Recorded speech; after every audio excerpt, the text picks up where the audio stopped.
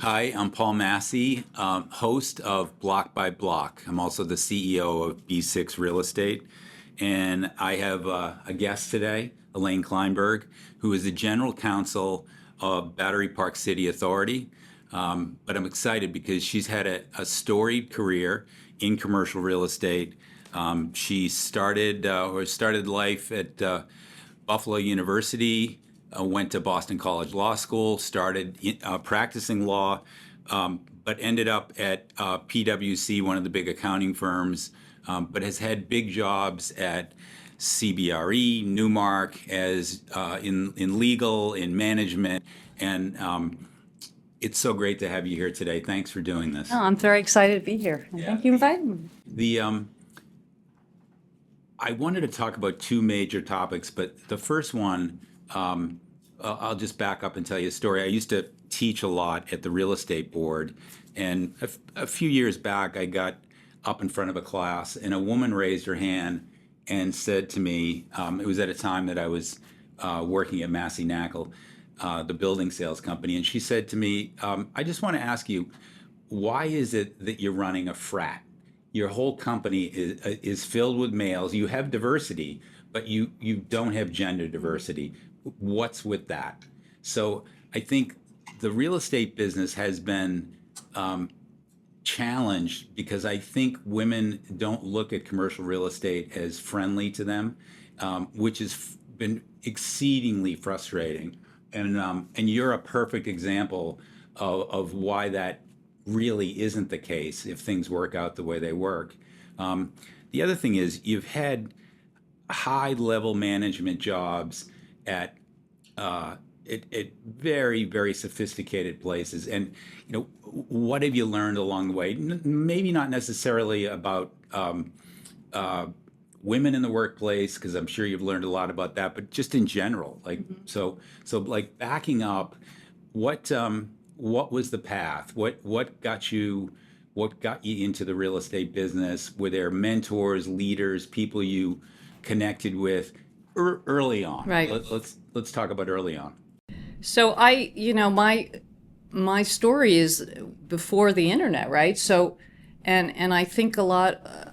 I was actually admitted to NYU's to be a filmmaker, and so I just didn't have the money, and so I wound up going to SUNY Buffalo.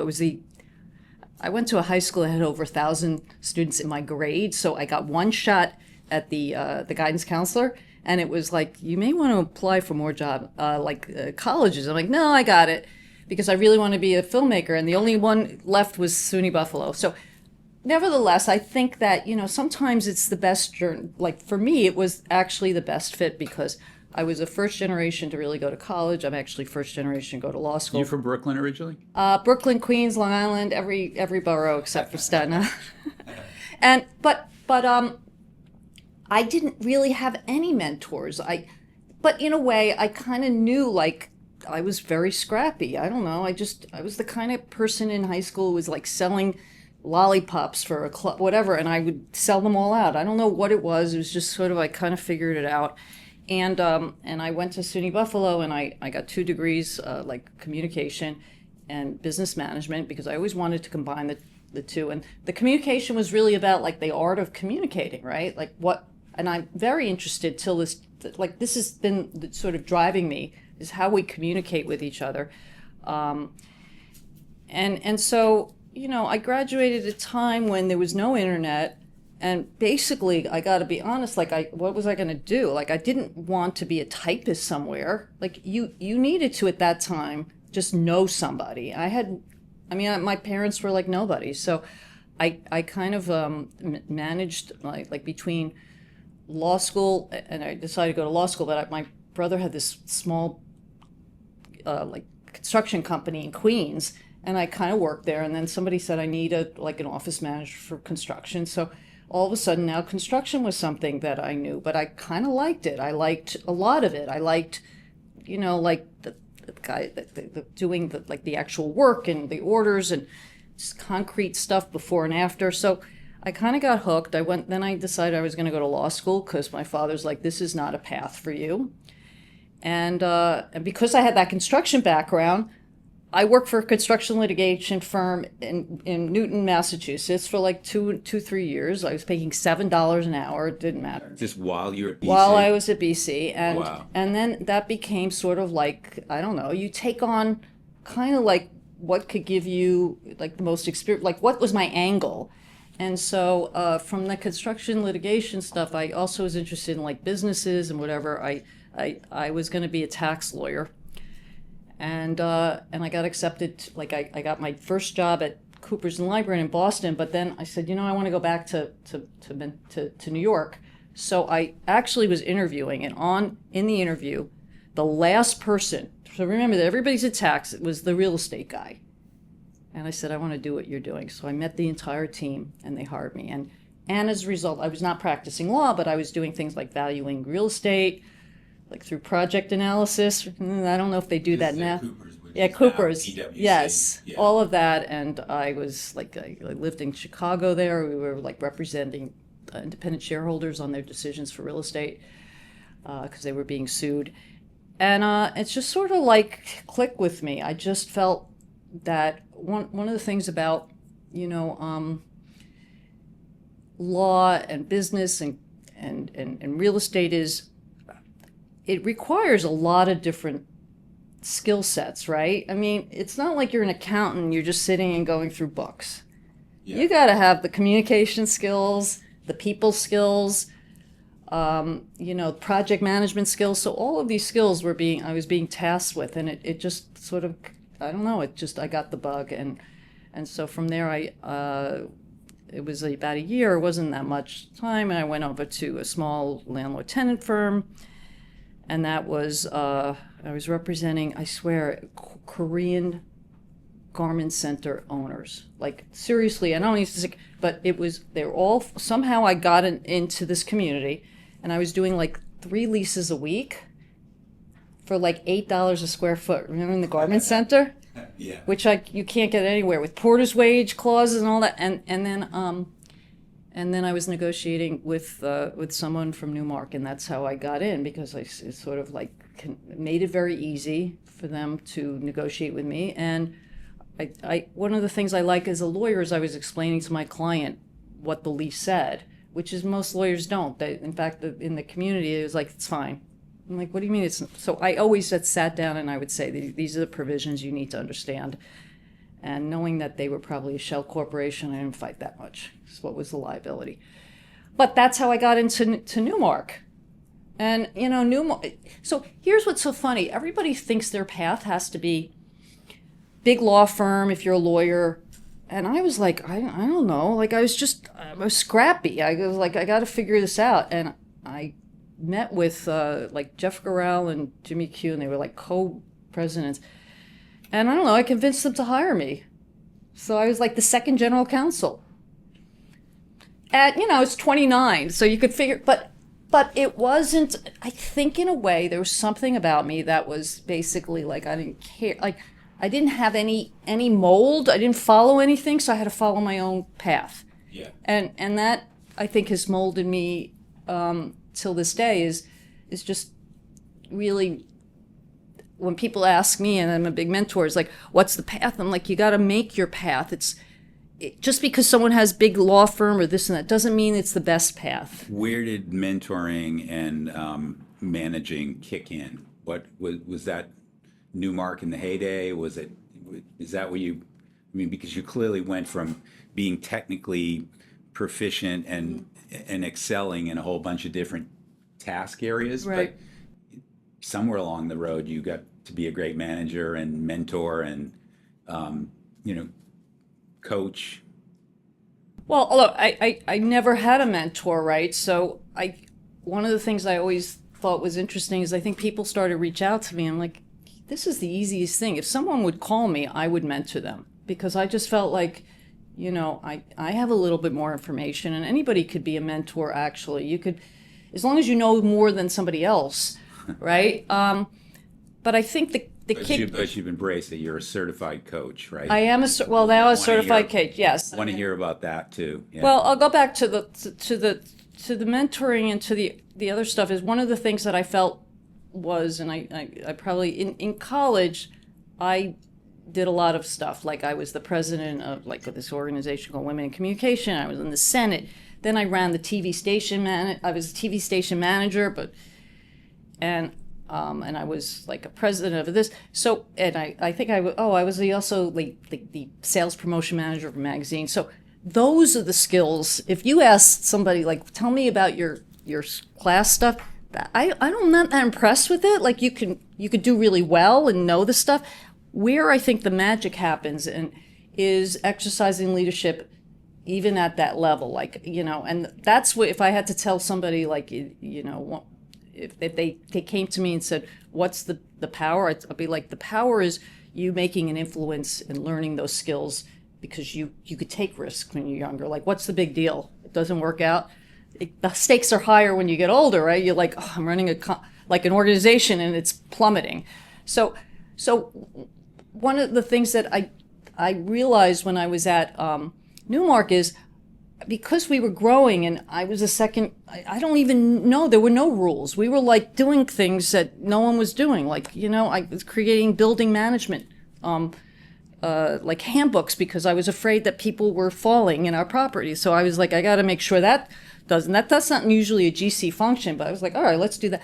Or I was like, this doesn't make sense. Let's do this. So I felt that was in itself leadership. Like you find like the place that is that no one is really tackling, and you just go after it. Like, and that's, I think, a good leader, but a good organization sees that and says, sure, go ahead and run with it. And that was the great thing about Newmark was we were growing. People, I don't know, whatever I did, they was like, great, you could do it.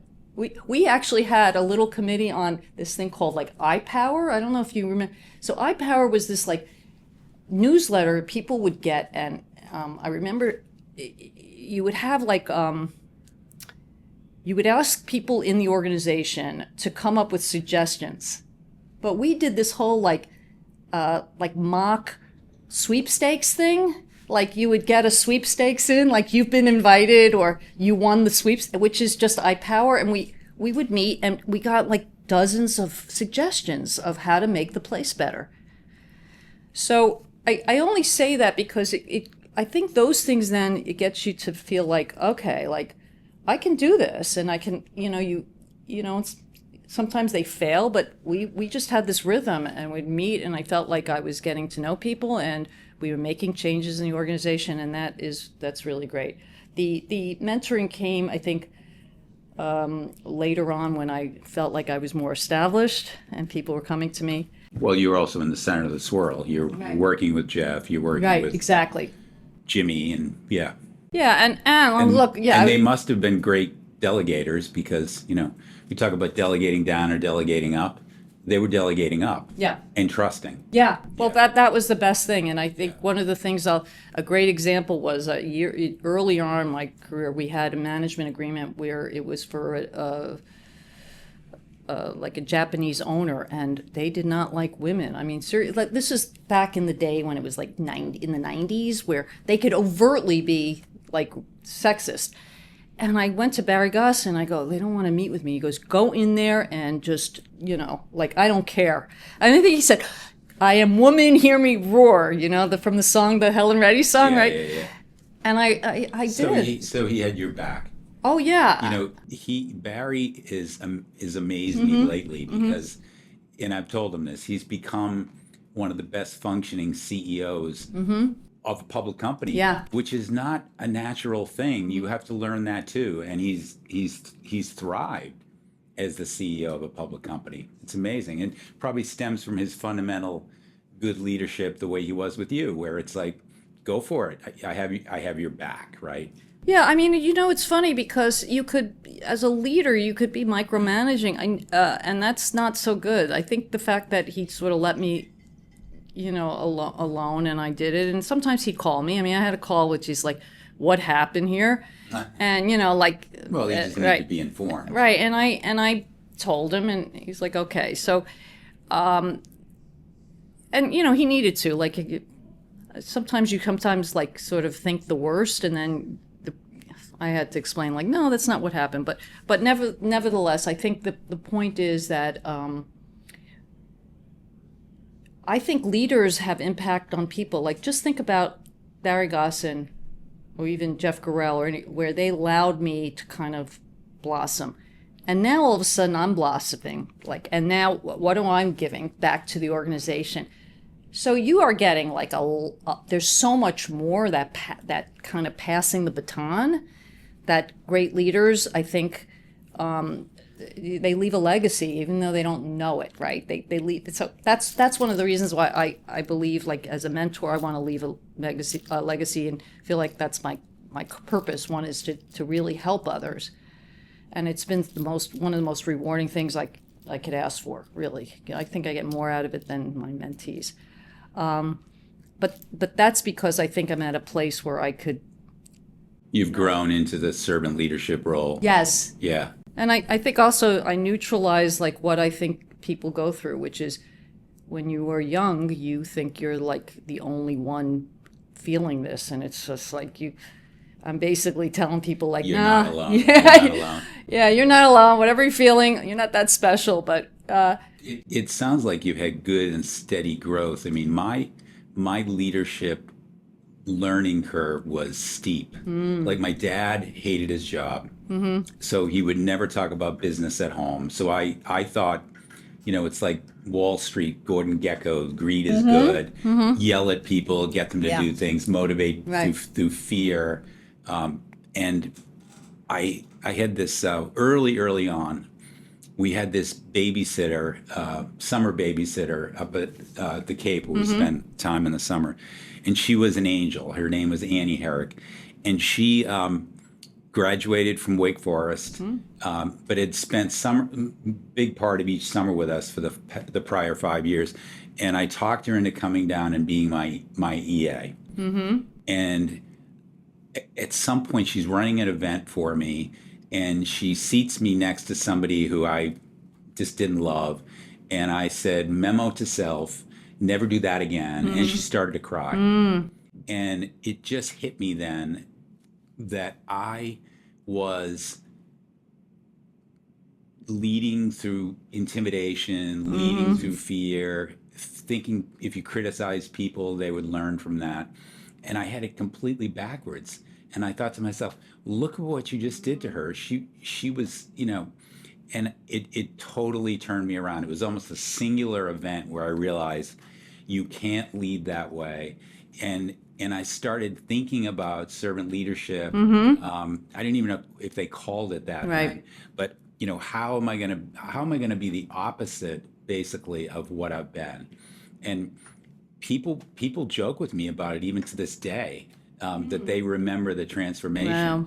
And I think I've become a student of servant leadership and mentoring, and it feels great. I mean, you seem like you've had a smooth growth into it. Were there any like wake up calls or super big bumps that happened to you? Oh yeah, I mean, it's only through the moments that you're saying that you learn, right? Yeah.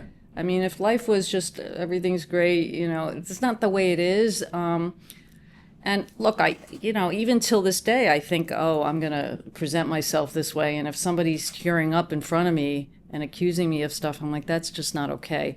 So I have to watch it.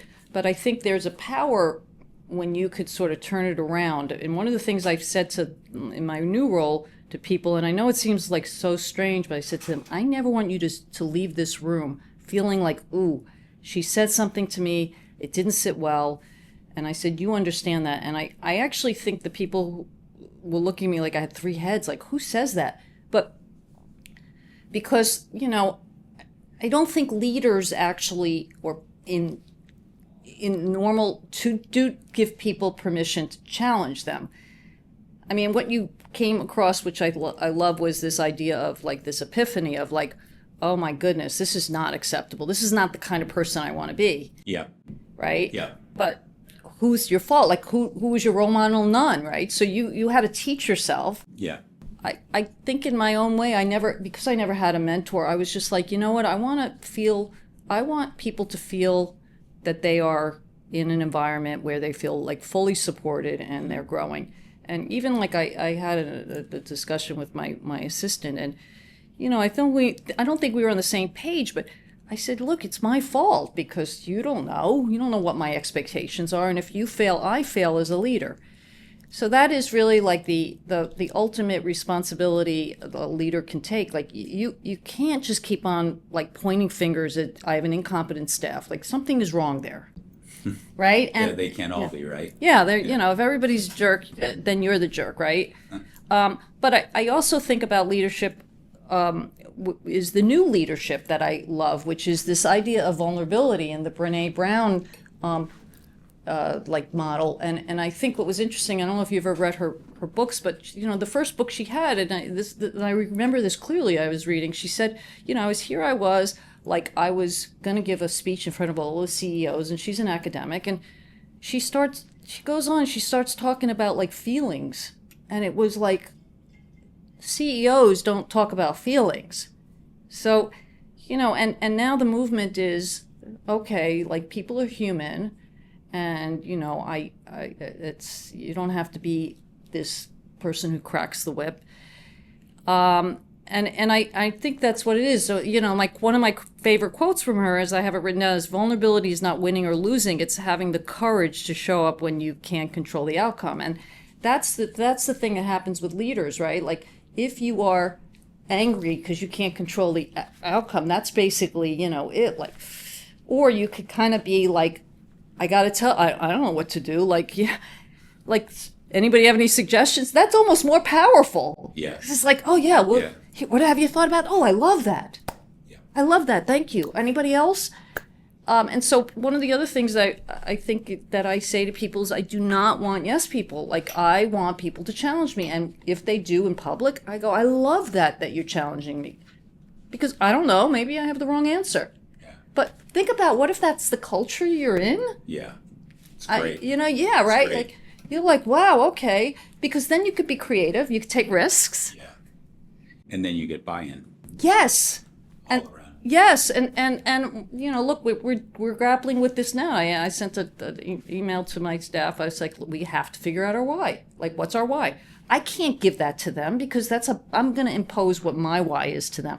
I want everybody to say, yeah, this is our why, and feel excited about it. Yeah, the strategic planning's great. I mean, it's why do we exist? Mm-hmm. Right. How are we changing the world?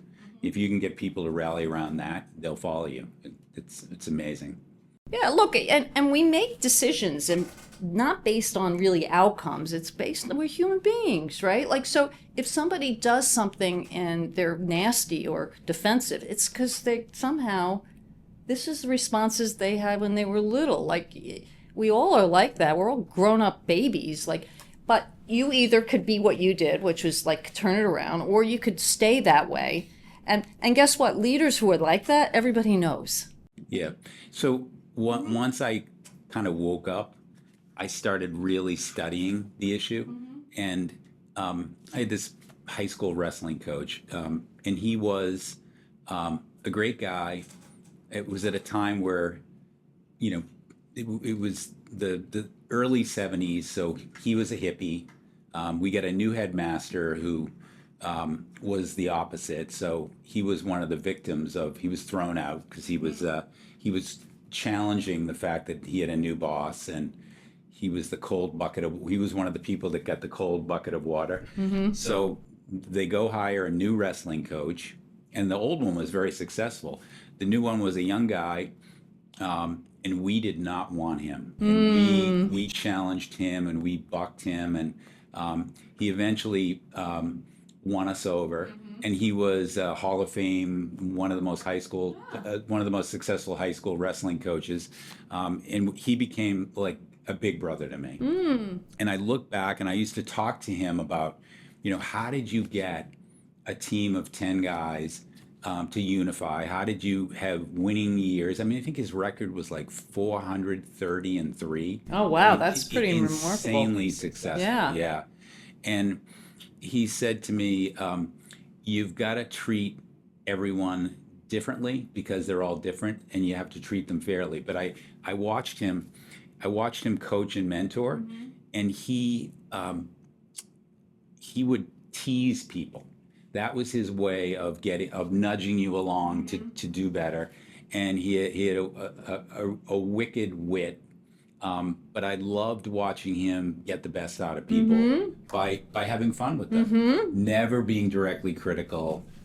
So when I play the movie back, it didn't probably impact me, and I didn't realize watching him was, it could have been a great thing for me to pick up early. But ultimately, I've embraced a lot of the way he was, and it's really helped me a lot. That's a great story. I mean, you're lucky to have somebody like that. I mean, it sort of sounds like Ted Lasso. I don't know if you've. Totally, I love that show, and Steve Ward was exactly that. He was a Ted Lasso character. Never connected that like that. It's a great, I think it's funny because, look, we are embracing that as a culture. Like, this is a show that took off because you are seeing different ways to be, especially in this environment where there's a lot of anger and an authoritarian perspective, this is how we're going to do it, rather than, and people feeling unheard. It's nice to have this style where people are watching and feeling like, okay, this is, you want to win with the coach and you want to win with everybody. So since we have you here, I want to circle you back to one of my pet topics, which I brought up earlier, which is women in the business.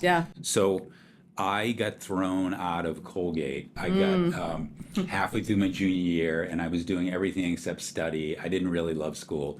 So, I was involved with sports, the school newspaper, the fraternity, and I was playing the on probation, off probation game, and got caught, got thrown out. It was a humiliating experience.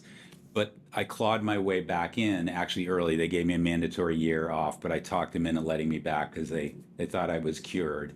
But I came back really fired up to I had grown up. Yeah, right? I had grown up, but I wanted straight A's. So some of my football player friends, we shared a locker room with them. The wrestlers and the football players shared a locker. Were telling me about a women's studies course where you were guaranteed an A just because you were a guy. They wanted novelty items, and so I took my first women's studies course, and I was one of the two guys in the class, and I was a novelty item. But I loved to debate, and I loved to not accept the general thought. And the professor that ran women's studies at Colgate was a woman aptly named Judy Love, and she was a dynamic, incredible woman. We became very, very good friends, and so I kept taking women's studies classes. I ended up with a women's studies minor. I didn't know that about you. Yeah, it was great. I really embraced it, mostly because she was so dynamic and great. We were very, very close. And then, so I see gender bias everywhere. I'm super sensitized to gender bias. I had the woman at the Rebney class calling me a frat president, which I technically was in school. And I really wanted to change the world. So at our first business, and now at this, we're thinking about why aren't there more women in the business? And we used to study all the data. 24% of our applicants were women, and so the odds were slanted against us. We ended up with 2 women partners at our first business, so we felt great about that. But what was your experience? What do you make of that? I'm sure you were keenly aware of it, being at a high level leadership role at especially CBRE in Newmark. Well, there's a bunch of that. So I want to start up by talking about sort of like in the brokerage world, because one of the things that the difference between men and women, especially back in the day, is your contacts, right? Like that's kind of how brokers, they their family, some of them really got into this because they have a big network. Women tend to not really, they're not invited to the club. So it makes women really have to work harder. But one guy I will tell you, and he was at CBRE, and he was actually a Colgate graduate too. So I talked to him about having a woman who's a junior, and he said, I have a problem with that, because if a woman calls like a CEO for something, the secretary thinks that they're having an affair.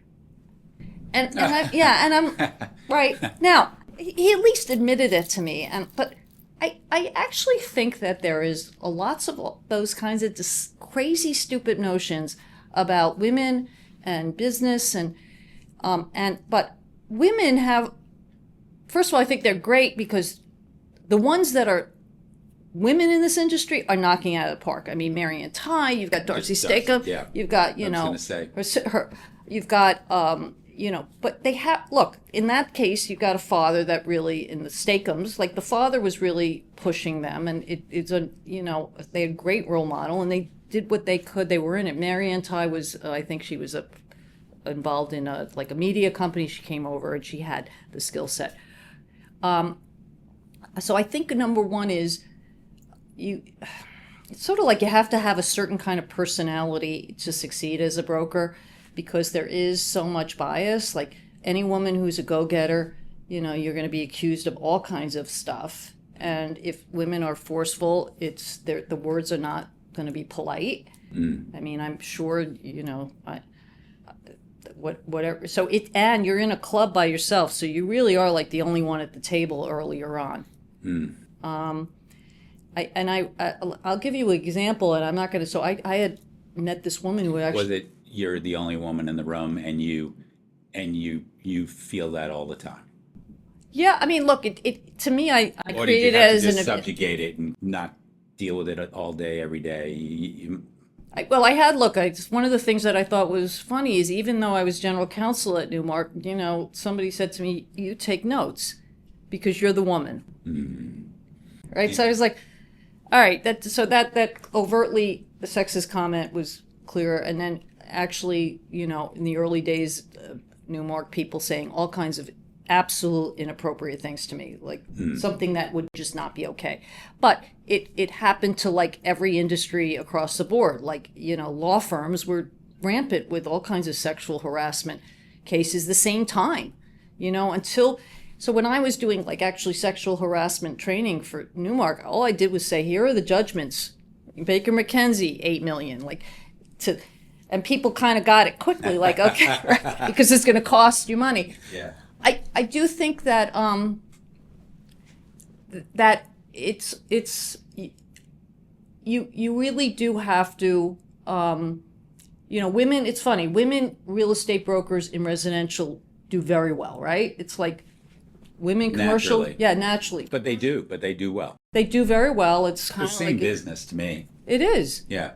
but like in commercial, it's of a very different animal. But luckily, I'm actually a member of WX, which is Professional Women in Real Estate, and we have network. We have women real estate partners and general counsels and architects and construction people, and we talk about real estate, and we get these monthly breakfasts, and we needed to create that kind of like a group of a club, if you will, because there wasn't the club that women were really invited to.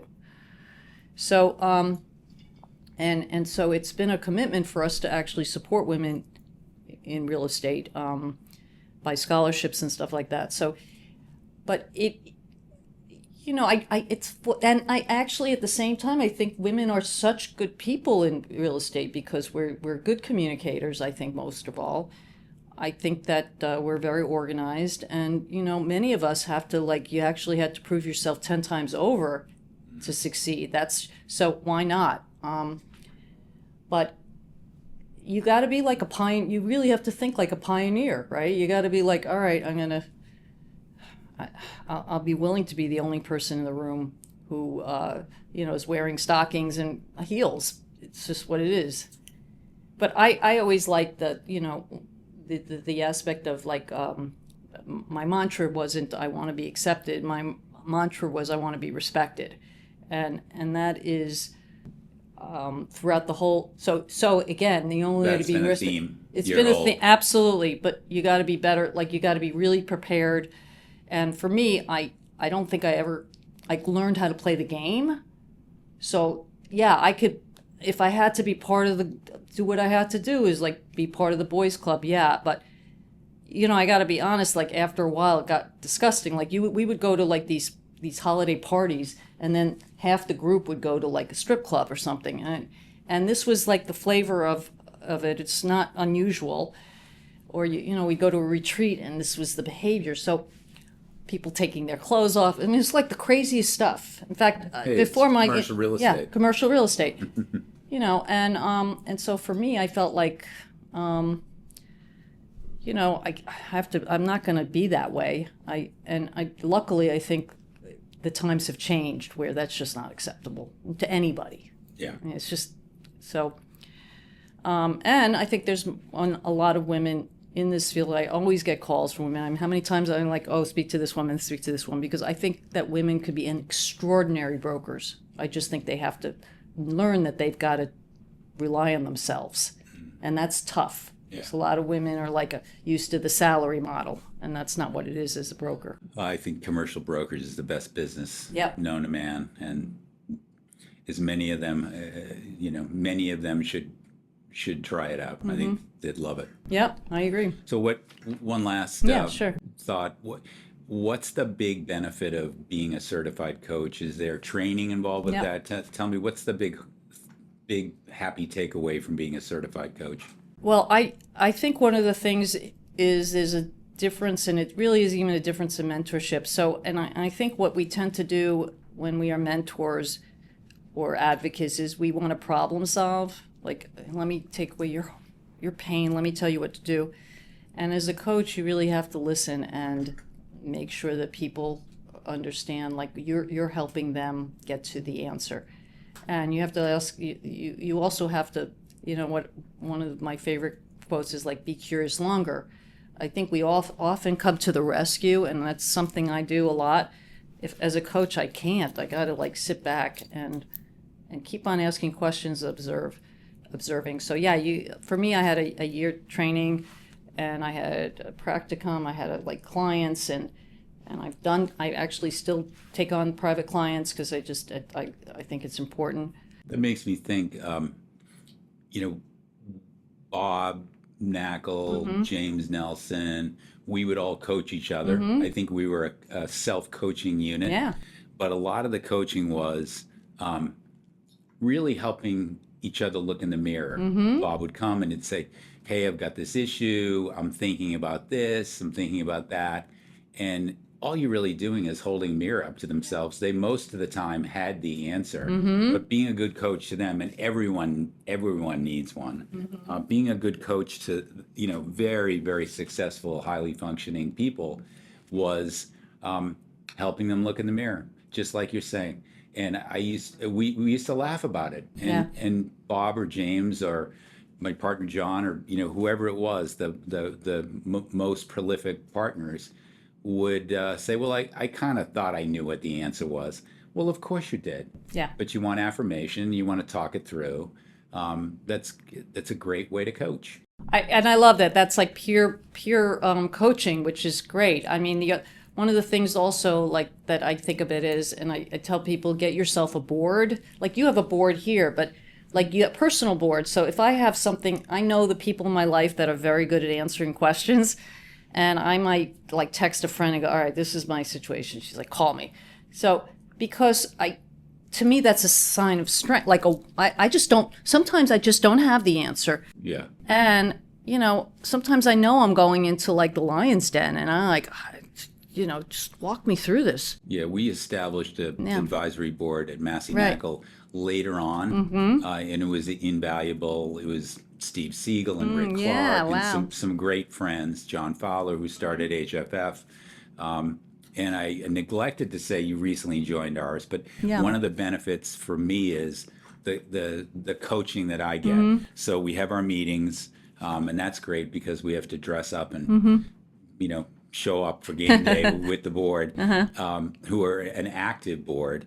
But also I meet with, now you know this, each one of our board members a couple of times a year, and I get immense direct coaching from them. And they don't hesitate about it because they've been anointed for it to be okay for them to ask me hard questions.